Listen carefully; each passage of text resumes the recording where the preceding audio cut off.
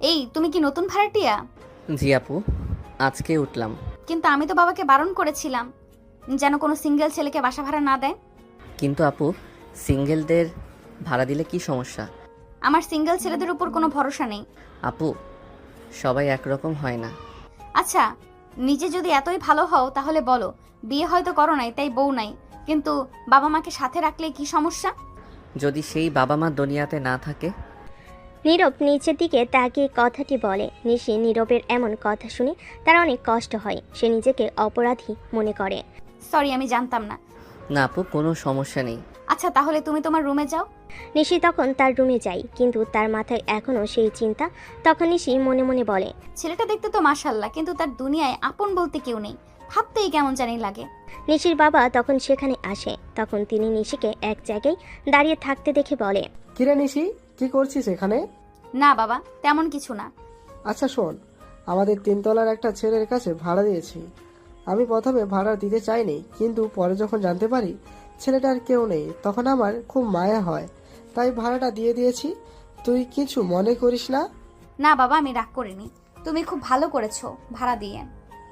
আচ্ছা মা, শুনলাম ছেলেটা একটা কোম্পানিতে পার্ট টাইম চাকরি করে, তার সাথে পড়াশোনাও করে, তাই ভাবলাম ছেলেটাকে আমার কোম্পানিতে একটা চাকরি দিব। তাহলে তো ভালোই হবে। ঠিক আছে, আমি তাহলে ছেলেটাকে বলবো আজকে ওকে আমি আমাদের বাসায় ডিনারে ইনভাইট করেছি, তখন ওকে বলবো। রাত 8টা বাজে। নিচতলার ডাইনিং টেবিল সাজানো হয়েছে বিশেষভাবে। নিশি আয়নার সামনে দাঁড়িয়ে, চুলে হালকা খোপা, মুখে হালকা সাজ। যদিও নিজেই বলেছে আমি খেতে বসবো না, কিন্তু তাও সাজছে। মনের ভেতর অজানা একটা অনুভূতি কাজ করছে। নিশিমা, একটু নিচে যেও তো, ছেলেটা আসবে এখন। ও ও আসবে? হ্যাঁ মা, তোমার আব্বু আজ থেকে ডিনারে দাওয়াত দিয়েছে। নিশি সিঁড়ি বেয়ে নিচে নামে। গেটের সামনে দাঁড়িয়ে নীরব। সাদা শার্ট, কালো ট্রাউজার, হাতে পুরনো একটা ব্যাগ।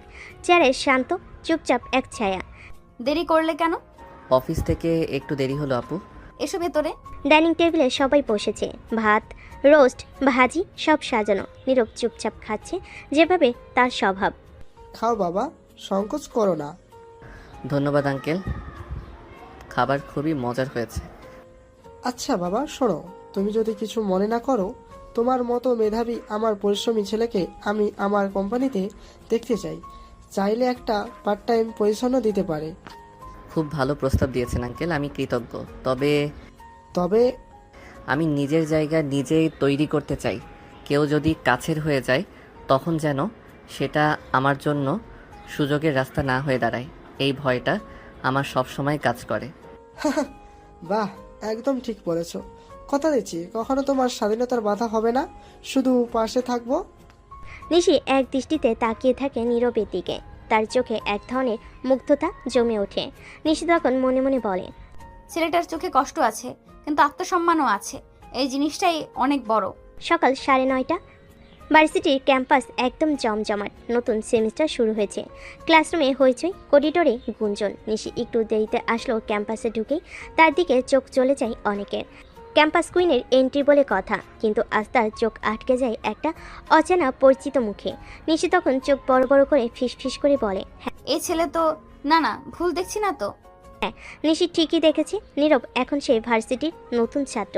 সেকেন্ড ইয়ারে ভর্তি হয়েছে। ট্যালেন্টেড ক্যাটাগরিতে স্কলারশিপ পেয়েই ঢুকেছে। নীরব তখন ভার্সিটির মূল ভবনের করিডোরে দাঁড়িয়ে ক্লাসরুম খুঁজছে। নিশি তখন তার দিকে এগিয়ে আসে। এই, তুমি নীরব না? জি আপু, আপনি এখানে? মানে, এটা আমার ভার্সিটি, আমি ফাইনাল ইয়ারে। তুমি কখন ভর্তি হলে? গত সপ্তাহে স্কলারশিপে সেকেন্ড ইয়ারে ভর্তি হয়েছি। বাহ, চমৎকার তো। তুমি কিছু বলনি আমাদের? আপু, আমি কারোর উপর বোঝা হতে চাই না, নিজের মতো চলতে ভালো লাগে। আরে বোকা, বললেই কি কেউ তোমাকে বোঝা ভাবতো? বরং আমি খুব খুশি হতাম। ধন্যবাদ আপু। তোমার ক্লাস কোনটায়? আমি আসলে রুম 203 খুঁজছি।